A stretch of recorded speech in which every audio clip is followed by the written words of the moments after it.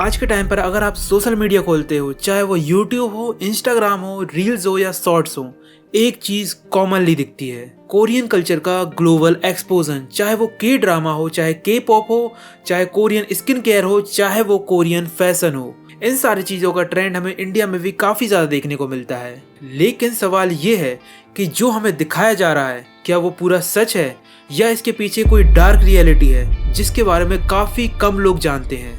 आज की वीडियो में हम रिवील करेंगे कोरियन कल्चर की डार्क साइड को और रिवील करेंगे कि इस शाइनी कोरियन कल्चर के पीछे भी कुछ अगली ट्रुथ छुपे हुए हैं। सबसे पहले बात करते हैं साउथ कोरिया के एजुकेशन सिस्टम की।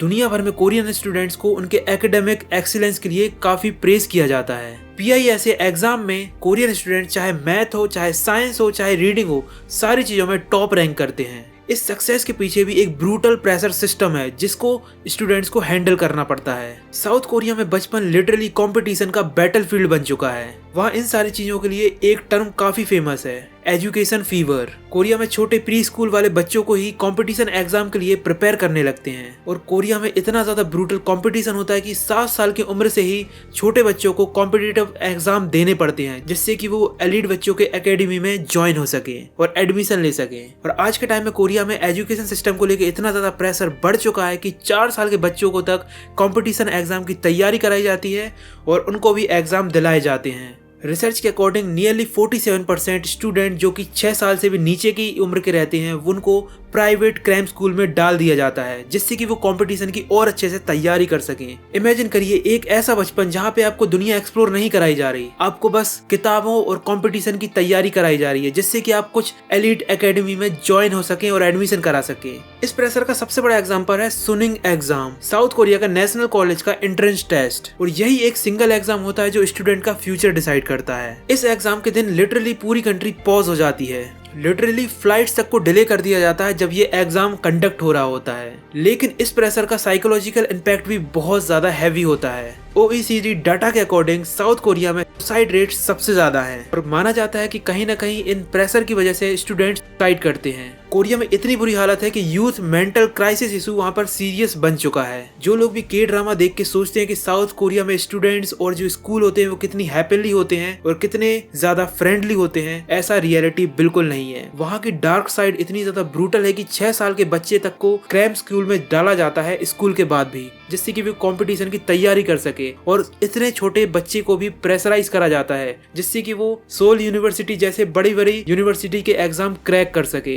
और इसी वजह से उनकी मेंटल हेल्थ पे भी बहुत बड़ा इम्पैक्ट पड़ता है। अब बात करते हैं कोरियन एंटरटेनमेंट इंडस्ट्री की। दुनिया की नजर से के पॉप काफी ज्यादा फ्लैशी, ग्लैमरस और एक अलग ही दुनिया लगता है जहाँ पर पिक्चर परफेक्ट मॉडल से लेके सिंक्रोनाइज्ड डांस स्टेप तक होते हैं। लेकिन यहाँ की रियलिटी भी काफी ज्यादा डार्क है।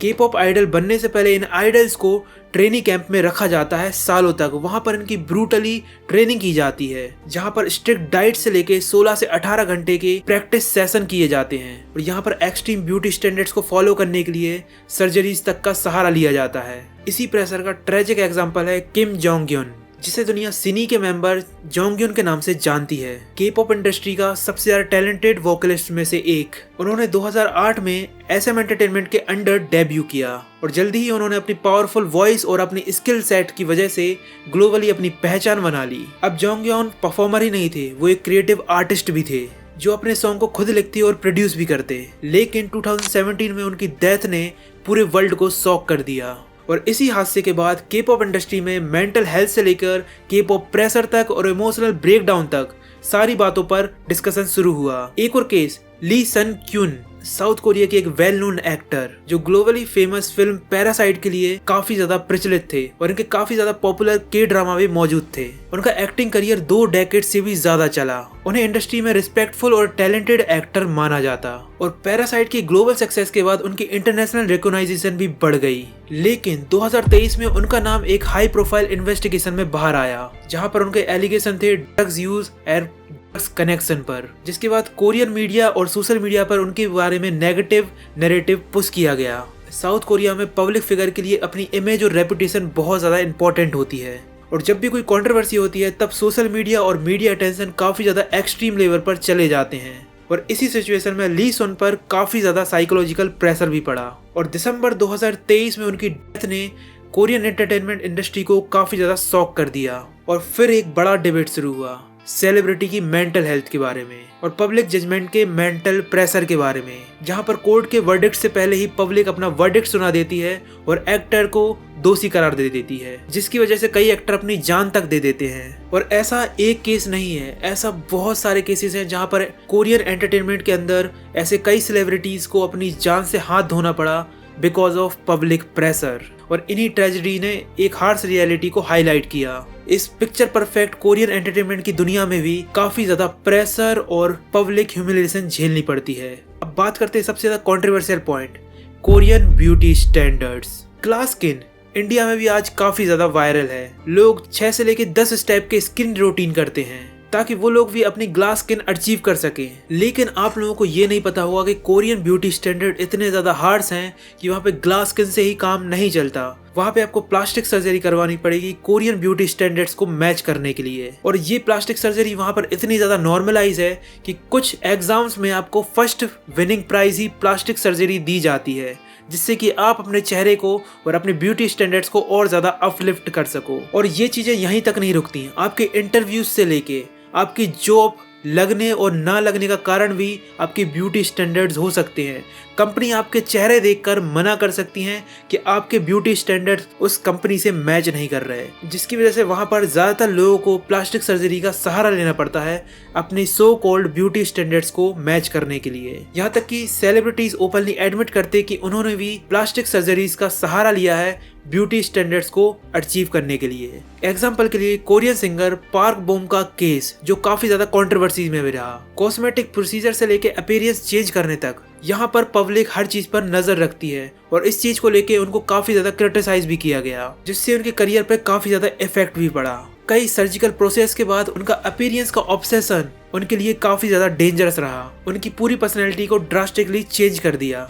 जो प्लास्टिक सर्जरीज होते हैं, कॉस्मेटिक सर्जरीज होती हैं और फिलर्स होते हैं, ये ऐसी चीज होती है कि इंसान अगर एक बार करवा ले तो उसके बाद उसे रिपीट करवाना पड़ता है, क्योंकि इसके इफेक्ट परमानेंट नहीं होते। आपको बार बार रीटच करवाना पड़ता है और इस ऑब्सेशन की वजह से आपका पूरा का पूरा स्ट्रक्चर, आपके चेहरे का स्ट्रक्चर हमेशा के लिए चेंज हो जाता है और आपका अपीयरेंस पूरी तरीके से बदल जाता है और लोग इसे भी क्रिटिसाइज करते हैं। जैसे कि मैंने आपको बताया कि वहाँ पर कोरियन ब्यूटी स्टैंडर्ड्स बहुत ज़्यादा हार्श हैं, बहुत ज़्यादा इंपॉर्टेंट भी, तो आपकी लाइफ से लेके आपके करियर तक हर चीज को इम्पैक्ट भी करते हैं। अब सवाल ये उठता है कि इन सारी चीजों का इंडिया से क्या कनेक्शन है। आज इंडिया में कोरियन कल्चर काफी ज्यादा तेजी से ग्रो कर रहा है, चाहे वो BTS हो, चाहे ब्लैक पिंक हो, चाहे के ड्रामा ऑब्सेशन हो। पर जैसे कि हम जानते हैं जो चीज हमें दूर से एस्थेटिक और काफी ज्यादा ड्रीमी दिखती है, रियलिटी में वैसी नहीं होती। उन सब के पीछे काफी ज्यादा प्रेशर, मेंटल हेल्थ से लेकर फिजिकल हेल्थ डैमेज करने वाली चीजें मौजूद हैं जो हमें नहीं दिखाई जाती। जैसे कि हमारा ऑब्सेशन इन सारी चीजों से होता जा रहा है,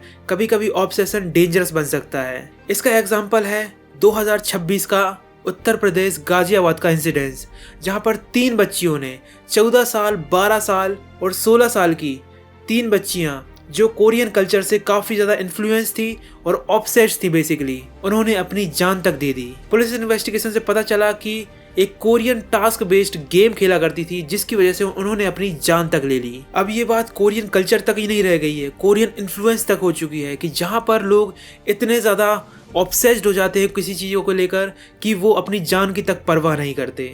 और ये चीज काफी ज्यादा डेंजरस होने लगती है, स्पेशली माइनर बच्चे जिनको पता नहीं होता है कि रियलिटी क्या होती है और फिक्शन क्या। उनको बस दिखता है एक पिक्चर परफेक्ट दुनिया जिसके पीछे वो ऑब्सेस्ड हो जाते हैं। इसलिए किसी भी कल्चर को आप एडमायर करो, पर बैलेंस जरूरी है, क्योंकि क्या पता वो कल्चर आपकी लाइफ को डेंजर में डाल दे। और जो दुनिया हमें एक रेनबो सनशाइन वाली दुनिया लगती है, वो दुनिया उन रियल कोरियन पीपल्स के लिए भी काफी ज्यादा प्रेशराइज और हेल से कम नहीं, जहां पर उनके कोरियन ब्यूटी से लेकर उनके एग्जाम वाले प्रेशर तक उन्हें सब झेलना पड़ता है।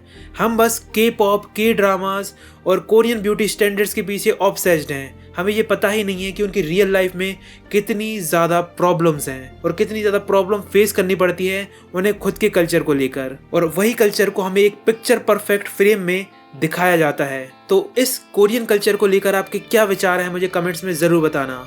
और आपको क्या लगता है कोरियन कल्चर हमारे लिए डेंजरस है या नहीं। कमेंट्स में ये भी जरूर बताना कि आपका कोई ऐसा दोस्त है या नोन में है जो इन कोरियन कल्चर से काफी ज्यादा ऑब्सेस्ड हो रखा हो। एंड अगर आप ये वीडियो यहाँ तक देख रहे हो तो प्लीज लाइक करिए इस वीडियो को, क्योंकि इसमें बहुत ज्यादा मेहनत लगती है रिसर्च करने में, और सपोर्ट करने के लिए सब्सक्राइब करिए। तो मिलते हैं नेक्स्ट वीडियो में।